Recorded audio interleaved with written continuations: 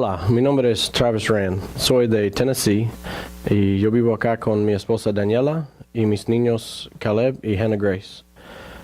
Y hace 6 años mi esposa y yo fuimos con el IMB a México como misioneros y nuestro trabajo era de apoyar a las iglesias allá en el DF de México, porque a veces las iglesias de los Estados Unidos quieren ir a México o otras partes para hacer viajes misioneros y nuestro trabajo era de ayudar con ellos a apoyar las iglesias allá en el DF. Y nuestro llamado a misiones fue algo muy interesante porque durante el primer año de nuestro matrimonio, mi esposa y yo sentimos que Dios tenía algo más para nosotros. Estuvimos muy activos en la iglesia en Tennessee, siempre ayudando con diferentes cosas, con los jóvenes y mi esposa con las mujeres, pero sentimos que había algo más para nosotros. Entonces, nosotros estábamos orando y buscando consejos a gente en la iglesia y decidimos aplicar con el IMB, es el grupo de misioneros del Southern Baptist Convention. Y después de un año fuimos mandados a Costa Rica para aprender español y después de 8 meses fuimos a México para trabajar. Y nuestro tiempo en México fue muy lindo y durante ese tiempo sentimos que Dios tenía un plan más para nosotros. Y después de terminar nuestro tiempo en México, regresemos a los Estados Unidos y venimos a Carolina del Norte para ir al seminario en Wake Forest. La manera en que llegamos a la iglesia de Apex fue de que cuando terminé en el seminario, mudamos a esta parte de Raleigh y empecemos a buscar una iglesia. Y mi esposa escuchó a alguien en el Y hablando de la iglesia de Apex. Entonces fuimos a la página de web y visitamos y hemos sentido muy impresionado con la iglesia y sentimos que es el lugar que Dios tiene para nosotros para servir. El consejo que tengo para todos es que todos somos misioneros. Si una persona es un creyente en Dios, tenemos el tarea de ir y de evangelizar todos. Y no siempre ir a otra parte, ir a otro país, pero de ir a sus vecinos, a la gente en donde trabaja. Pero todos nosotros somos misioneros y es importante que siempre pensamos en eso y recordamos que todos tenemos la gran comisión que dice que tenemos que ir y compartir y discipular a todos. Y por eso estamos acá en esta iglesia buscando una oportunidad de servir y de ayudar a la iglesia en su tarea de cambiar el mundo. Y especialmente queremos ayudar en el ministerio hispano, en lo que sea, para ser parte del plan de Dios para todos nosotros. Libro de los Hechos, capítulo 8. Y el libro de los Hechos entonces es la historia de cómo la estrategia del Señor Jesucristo se llevó a cabo para compartir el Evangelio en Jerusalén, Judea, Samaria y hasta lo último de la tierra. Y si usted no ha leído el libro de los Hechos, yo le invito a que lea el libro de los Hechos. Curiosamente, cuando comenzamos a estudiar el libro de los Hechos, en la lectura bíblica de la YouVersion, que estoy cada año hago la lectura bíblica de un año, tocaba Hechos capítulo 1 y hoy terminaba, o más bien ayer terminaba con el capítulo 27 y 28, que son los últimos dos capítulos del libro de los Hechos. Y en cada uno de esos capítulos vemos la historia del Espíritu Santo trabajando en la vida de los creyentes para cumplir el mandato del Señor Jesucristo de ser testigos en los diferentes lugares donde estaban. Ahora, comienza la historia, hemos visto, con la llegada del Espíritu Santo sobre los creyentes, y ellos comenzaron a compartir el Evangelio donde iban. Y cuando llegamos al capítulo 1 y el capítulo 2 que vimos la semana pasada, el Espíritu Santo enviste a los creyentes, los llena o son bautizados en el Espíritu Santo y comienzan a predicar el Evangelio. En el capítulo 3 vemos algo maravilloso, comienzan los milagros tremendos que el Espíritu Santo hace a través de los apóstoles, y Pedro y Juan van caminando y encuentran un paralítico, lo sanan, y cuando la gente lo ve se maravillan de ver a este hombre que había sido sanado, y entonces Pedro comienza una vez más a predicar el Evangelio y comienza a hablarles, y si hay una predicación menos amigable que exista en las predicaciones, es la del apóstol Pedro, que les dice: ustedes mataron al Señor Jesús. Lo vimos en el capítulo 2 y se los digo a los que estaban ahí. Y una vez más les voy a repetir en el capítulo 3 que ellos habían entregado al Señor Jesucristo para ser muertos.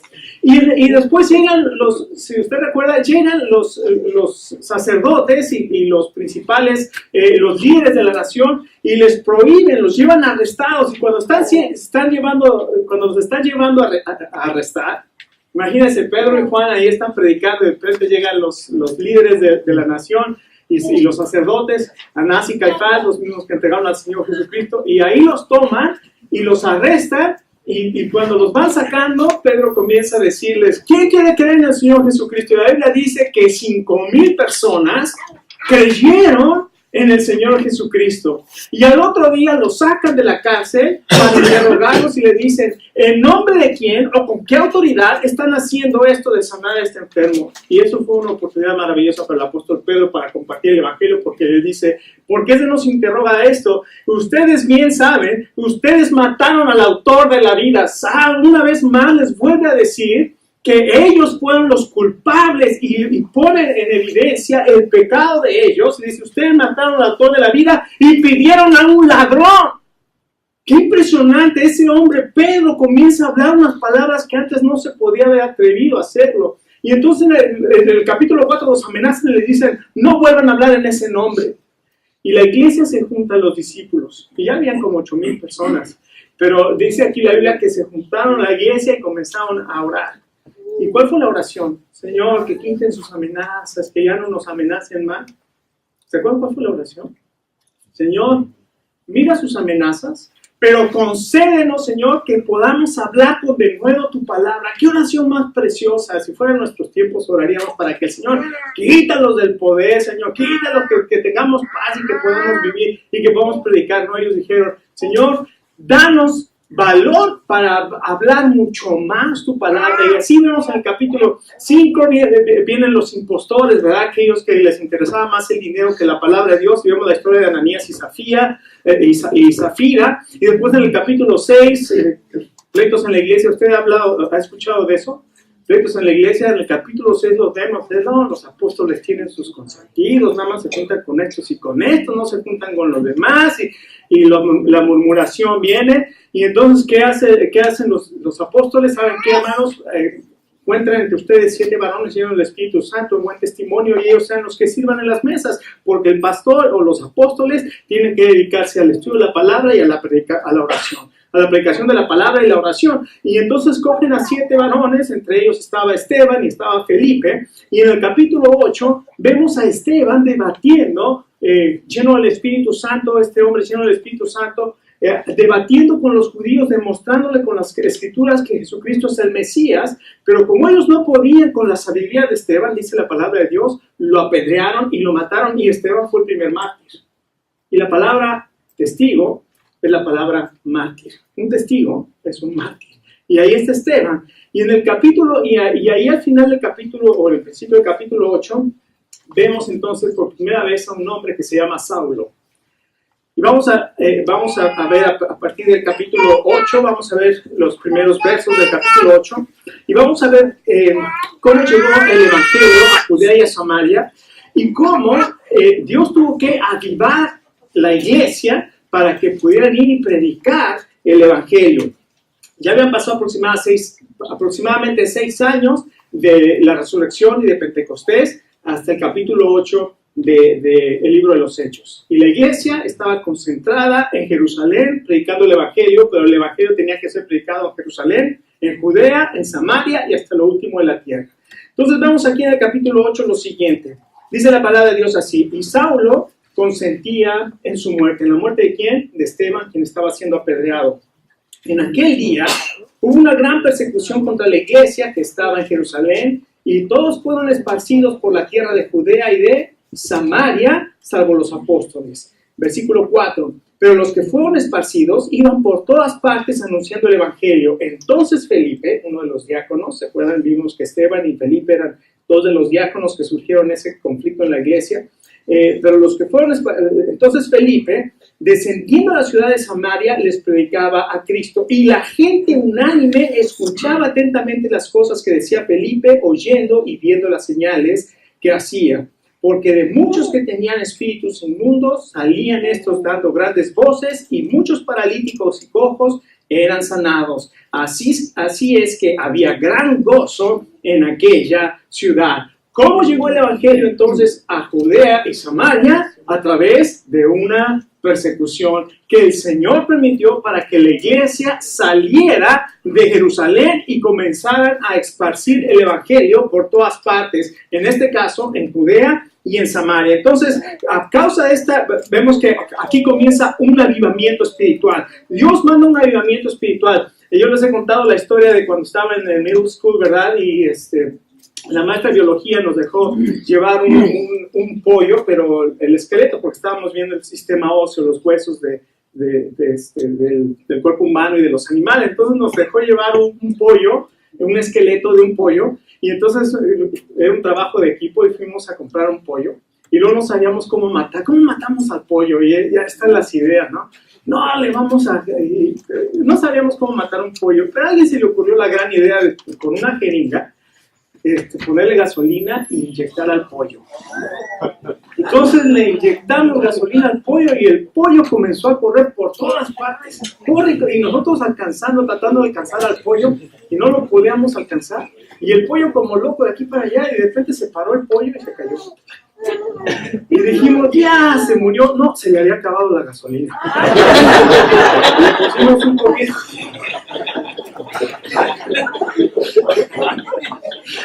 Y miren, muchas veces en nuestra vida espiritual, el Espíritu Santo nos llena y comenzamos a vivir y a compartir y a vivir esa, pero de pronto se nos acaba la gasolina.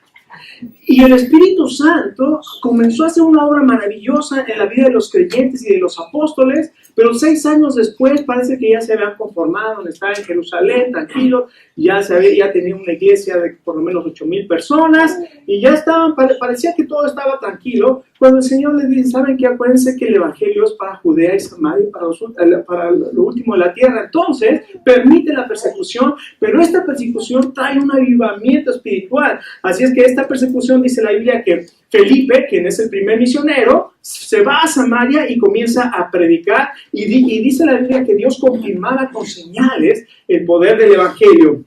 Ahora, déjame preguntarle esta mañana, ¿usted siente que le hace falta algo en su vida cristiana? ¿Usted siente que le hace falta ese ánimo, ese avivamiento espiritual, ese extra que siente que ya no lo tiene o que le ha bajado? Porque si recuerda los primeros días de creyente, cuando recibió al Señor Jesús en un fuego tremendo, yo me recuerdo mi historia y yo sé que varias veces Dios ha permitido que sea avivado y quiero una vez más ser avivado por el fuego del Señor. Así es que si esta mañana usted siente que necesita ese fuego del Espíritu Santo, esta mañana Dios le quiere hablar a través de este pasaje. Entonces, ¿qué fue lo que sucedió? Llegó a Samaria y comenzó a predicar y la gente comenzó a creer y vemos que viene este avivamiento y este avivamiento viene por el mensaje predicado. El mensaje del Evangelio es el mensaje más poderoso que existe en el mundo. ¿Por qué? Porque es un mensaje de amor, es un mensaje de perdón, es un mensaje de aceptación. Y la gente está buscando algo que le dé significado en su vida, algo que le dé propósito en su vida. Y cuando todos estamos cargando culpas y traumas y cosas del pasado, el Señor Jesucristo viene y dice: yo te puedo perdonar, yo te quiero perdonar y te quiero dar una vida nueva y te quiero dar un propósito que va a llenar tu alma. Y este es el mensaje del Evangelio. El Señor Jesucristo nos ama y lo ha demostrado. Y usted dice: ¿cómo sé que me amas? Y mira cómo me está yendo, mira cómo toda mi vida, mi historia ha sido una tragedia. Déjame decirte, si tú ves la cruz del Calvario, vas a ver el amor de Dios, vas a ver el amor del Señor Jesucristo por ti, porque cuando nosotros somos culpables de pecado, el Señor Jesucristo tomó nuestro lugar y Él sufrió el castigo de nuestros pecados, y ahí con sus manos abiertas, clavadas con esos clavos, ahí el Señor está con sus brazos abiertos, esperando recibirlo por el amor que tiene por cada uno de nosotros, para perdonarnos y para darnos una vida nueva. No solamente entonces vemos por el mensaje predicado vino este avivamiento, sino también algo tremendo que estaba sucediendo por los milagros presenciados. Ahí la Biblia habla de un mago que se llama Simón. Y este mago, si usted lee la historia, engañaba a las gentes con sus artes mágicas. Ahora, hay dos formas de que nosotros podemos conocer las cosas espirituales. Uno es a través de la palabra de Dios. Dios nos permite conocer y poder darnos un panorama del mundo espiritual. Y la Biblia habla de ángeles y nos habla del cielo y nos habla de muchas cosas. Y Dios nos permite y nos revela algunas cosas del cielo y de los ángeles y de todas estas cosas que son espirituales, de este mundo espiritual.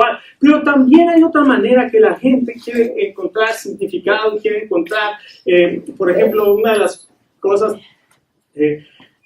clásicas que la gente quiere saber es cómo me va a ir, y entonces comienzan a consultar el horóscopo y las cartas y el tarot y la magia y todas estas cosas para conocer al mundo espiritual. Y déjeme decirle que aquí en el capítulo 8 vemos a este mago Simón que engañaba a las gentes, y la gente creía que ese era el gran poder de Dios y los estaba engañando, y la gente venía y consultaba el horóscopo, y la gente venía y hacía magia blanca o negra o azul o del color que sea, no importa qué color, es del diablo. La Biblia dice, Deuteronomio capítulo 18:9 dice, cuando el Señor tu Dios te haga entrar en la tierra que te ha dado posesión, no aprendas a hacer como hacen aquellas naciones, porque para Dios es abominación, y por eso los ha echado estas naciones delante de ti. No se ha hallado en ti quien haga o que practique adivinación o agorero o mago o hechicería o que consulte a los muertos.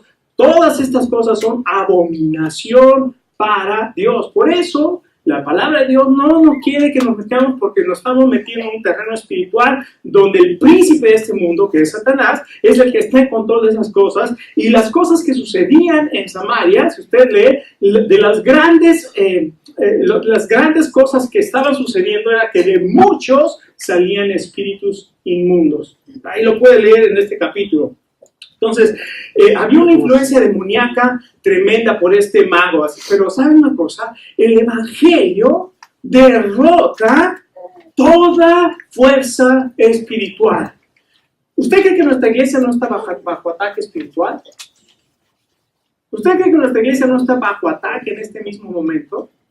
Déjenme contarles lo que pasó. La semana pasada tuvimos junta de diáconos. El pastor John Mark dice que en el segundo servicio estaba predicando y vio unas personas que estaban en el servicio con una cara, y él pensó: estas personas se han de haber peleado ahora que venían aquí a la iglesia, que ya ve que nunca pasa, ¿no? Se han de haber peleado entre ellas, y al final del servicio los conoció, y estas personas se acercaron y le dijo: quiero que sepa que yo soy satanista y estoy orando para que usted y para que esta iglesia sean destruidas.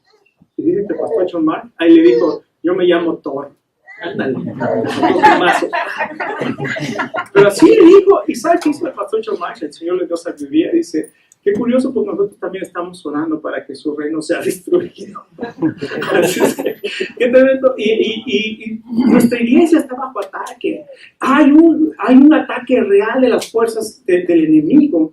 Y mis hermanos, no dejemos que el enemigo nos tome como su instrumento para destrucción, sino vivamos bajo la luz del Evangelio, con el poder del Espíritu Santo en nuestra vida, porque sabemos que el Evangelio destruye toda fuerza espiritual de maldad. Así es que, ahora, el milagro más maravilloso que podemos ver, uno dice, salieron espíritus demoníacos de las personas ahí en Samaria. El milagro más maravilloso que podemos ver en Samaria y en cualquier lugar son las vidas transformadas de las personas. El Señor Jesucristo mandó a sus discípulos, les dijo, vayan, yo les doy autoridad sobre todo espíritu inmundo y vayan y prediquen el Evangelio del Reino. Y regresaron los discípulos ahí en Lucas, no me acuerdo que Lucas capítulo 10. Llegaron los discípulos y dijeron, Señor, impresionante, fuimos y predicamos y lo que nos dijiste, Señor, y hasta los demonios se nos sujetaban en tu nombre. Y el Señor Jesucristo les dijo, yo les doy autoridad sobre las serpientes y escorpiones, sobre toda fuerza del enemigo, y nada los va a dañar. Pero no se gocen en que los espíritus se manifiestan y salen de ahí. Gócense de que sus nombres están escritos en el libro de la vida. Déjenme preguntarle, esta mañana, ¿está seguro que su nombre está escrito en el libro de la vida? Esta mañana usted puede estar lleno de gozo porque sabe que su nombre está escrito con la sangre del Señor Jesucristo, la cual nunca puede ser borrada, y cuando venga el día, su nombre va a estar ahí y usted tiene vida eterna por la sangre y el perdón de Jesucristo en la cruz del Calvario. No solamente entonces vemos que hay un gran avivamiento por este avivamiento espiritual, sino también vemos que hay una confirmación maravillosa del Espíritu Santo. Los apóstoles en Jerusalén escucharon lo que había sucedido y dice el verso 8 que entonces mandaron a Pedro y a Juan para que fueran y vieran lo que estaba sucediendo. Ahora recuerde, en el versículo 2 nos dice que todos salieron de Jerusalén, excepto ¿quién? Los apóstoles. Los apóstoles permanecieron en Jerusalén, pero ahora, después de lo que sucede en Samaria, y escuchan, recuerden, hay algo maravilloso aquí que tenemos que entender para poder entender este pasaje del capítulo 8. Los samaritanos y los judíos tenían una historia de prejuicios y que no se llevaban unos con otros. En el año 721 a.C., los judíos o el pueblo de Israel, 10 de las tribus que se dividieron, fueron conquistadas por los asirios, y los asirios lo que hicieron fue se llevaron a la población, trajeron pobladores de otras naciones, y los israelitas se mezclaron con otros pobladores y pusieron otros dioses, y entonces se convirtió en una raza mixta entre judíos y no judíos, y eso era una abominación para los del reino del sur, que eran los de Judá. Solamente 2 tribus, Judá y Benjamín, estaban en la tribu en el reino del sur. Entonces, para los del reino del sur, que se llamaban judíos porque estaban en la región de Judá, los israelitas, o que eran los del norte, como hicieron su capital en Samaria, les llamaron samaritanos. Y entonces ellos no se llevaban entre sí, se aborrecían, y todo era un prejuicio racial. De hecho, cuando el Señor Jesucristo viene, usted recuerda en Juan capítulo 4, dice que los samaritanos y los judíos no tenían nada entre sí, y se sorprendieron de que el Señor Jesucristo pasara siquiera por la región de Samaria. Pero ahí se encontró con una mujer samaritana y una historia maravillosa que encontramos ahí. Ahora, cuando escuchan lo que está pasando en Samaria, los apóstoles dicen, no puede ser, ¿cómo los samaritanos? ¿Cómo? Pero ellos habían estado con el Señor Jesús cuando fueron a Samaria y encontraron a esa mujer ahí en el pozo de Jacob, en la ciudad de Sicar, y vieron cómo el Señor Jesucristo se acercó y se quedó 2 días predicando entre los samaritanos, y muchos creyeron. Entonces ahora, unos cuantos años después, unos 10 años después, van ellos a Samaria, y tal vez encontraron a esa mujer que ya había predicado, y cuando llegó Felipe ya habían escuchado de Jesucristo. Entonces creyeron toda esta gente, y cuando llega Pedro y Juan y ven lo que estaba sucediendo, dijeron, es maravilloso, Y yo creo que el Espíritu Santo los inspiró, los guió para que impusieran las manos sobre los creyentes y venían y oraban por ellos y el Espíritu Santo descendía sobre los creyentes y esto confirmaba una cosa maravillosa, que los samaritanos que habían sido prejuiciados por muchos años por los judíos, se estaban identificando igualmente con los apóstoles y con los judíos y con todos los demás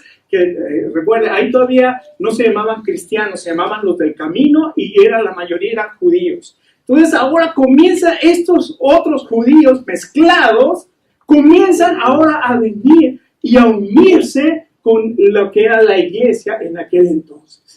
Y comienza aquí la unidad, la identificación. El Señor Jesús comienza a unir, recuerde, el propósito de Dios es reunir todas las cosas en Cristo al fin de las dispensaciones de los tiempos, dice el libro de Colosenses. Así es que tendemos aquí cumpliéndose el propósito de Dios al unir al pueblo samaritano, a los creyentes samaritanos, con los judíos. Es que reciben la imposición de las manos. Ahora, alguna pregunta y me ha preguntado, pastor, entonces para poder recibir el Espíritu Santo se necesita imponer las manos. No necesariamente. ¿Por qué? Porque en el capítulo 10 vamos a encontrar que hay otros, los gentiles, ahora los Cornelio y los gentiles reciben también el Espíritu Santo, pero ellos, Pedro ni siquiera impone las manos. Pedro lo mandan llamar y le dicen, Pedro, yo estaba orando al Señor y de pronto tuve una revelación de que llamara por ti y tú has venido aquí. Y Pedro dice, con razón, yo tuve una revelación cuando estaba ahí orando también bajo un lienzo y me dijo, mata y come, y venía de todo animal y yo dije, Señor, yo nunca he comido nada inmundo entrado en mi boca. Y aquella voz me dijo, Pedro, no llames inmundo a lo que yo he santificado. Así es que ahora entiendo que Dios no hace acepción de personas y comienza a decirles, ustedes saben lo que se ha predicado en Judea y en la región, cómo el Señor Jesucristo vino y fue ungido por el Espíritu Santo y comenzó a predicar y comienza ahí a hablar y de pronto el Espíritu Santo cae sobre los gentiles y él ni siquiera impuso las manos. Entonces no es necesario que se imponga las manos para recibir el Espíritu Santo, aunque también vemos en la práctica y en el Nuevo Testamento, Pablo dice a Timoteo, aviva el don que hay en ti que te fue dado con la imposición de manos. Entonces es una práctica que debemos continuar, pero no es necesariamente que el Espíritu Santo va a venir a una persona. El Espíritu Santo viene en el momento que creemos en el Señor Jesucristo, pero constantemente necesita ser avivado y constantemente necesitamos ser llenos del Espíritu Santo para poder vivir el tipo de vida que Dios quiere que vivamos y que glorifica a Dios. Pero otra cosa, también hay un peligro. Si nosotros continuamos leyendo ahí en la historia de Hechos capítulo 8, nos damos cuenta que Simón el mago, el que los engañaba con sus artes mágicas, vio que con la imposición de manos se daba el Espíritu Santo y vino a Pedro y le dijo, mira Pedro, aquí traigo unos cuantos chequecitos y traigo unos cuantos dolaritos, como 5 o 6 Benjamin Franklin.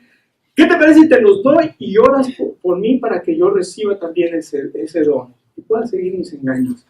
Y claro, el engaño siempre lleva una motivación, ¿verdad? Y Pedro le dice, tu dinero perezca contigo, tú no tienes parte ni suerte con nosotros. Porque tú has pensado que el don de Dios se puede comprar. Hermanos, la gracia de Dios no se puede comprar. La gracia es gracia precisamente por eso, porque es gracia. Y la gracia es un regalo. Es un regalo de Dios. Dios lo da como regalo y no se puede comprar. Y aunque dice la Biblia, eso es algo maravilloso, aunque dice la Biblia que también se creyó Simón el mago y fue bautizado, escuche, Simón no creyó por el mensaje que se dio. Léalo ahí. Simón creyó por los milagros que vio. Y lo más importante es el mensaje. El mensaje transforma el corazón. Los milagros transforman aquí, te deslumbran por un momento. El mensaje transforma el corazón. Los milagros solamente transforman tu cabeza, pero no transforman el corazón. Y muchas veces nosotros nos equivocamos al pensar que los milagros nos van a transformar. No, los milagros Dios los hace, pero lo que transforma es el mensaje, es la palabra de Dios la que transforma nuestros corazones. Y como ya se nos acabó el tiempo, al final, los versos 26 a 40, ellos rechazan al impostor. O sea, la ciudad de Samaria rechaza al impostor que se quiere meter en el Espíritu Santo. Pero finalmente hay un llamado personal. En la última parte, habla de Felipe. Mientras estaba el gran avivamiento ahí en la ciudad de Samaria, el Espíritu Santo le dice a Felipe, Felipe, vete al desierto. Vete al camino que conduce al desierto. Y Felipe dejó ese avivamiento para irse al desierto, y entonces aquí vemos un llamado personal. Dios llamó personalmente a Felipe para llevarlo al desierto y utilizarlo allá. ¿Y qué sucedió? Por inspiración del Espíritu Santo, en los versos 26 al 29, vemos que el ángel le dice a Felipe, y dice también el verso 29, el Espíritu le dijo a Felipe que fuera y le predicara a ese, que se acercara a ese carro que llevaba a un, escuchen, a un moreno. Llevaba a un etíope, a un hombre de raza negra.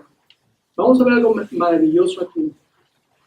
Capítulo 8, vemos a un descendiente de Cam venir al Señor.